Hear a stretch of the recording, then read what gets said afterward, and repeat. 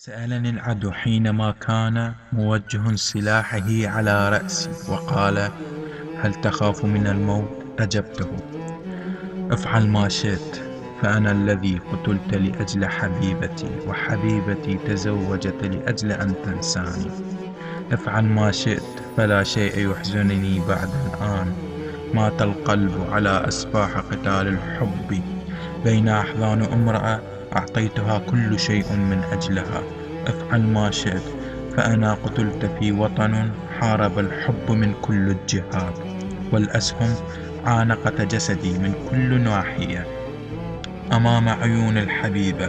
كنت أتمنى أن تفعل شيء، كنت أتمنى أن تحضنني لآخر لحظة قبل موتي، ولكنها فعلت ما فعلت، ووضعت يديها بين أيدي قاتلي، وذهبت في فستانها الأبيض على سرير أحلامي، وفي يديهم كأس من دمي يحتفلون في خيانتي.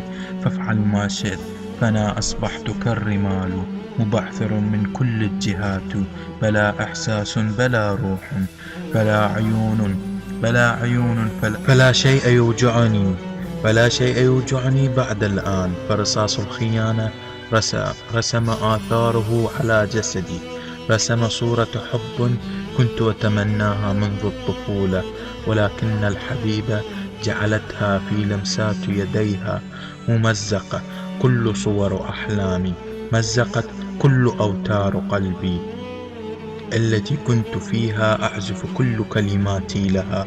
فماذا تقول أنت؟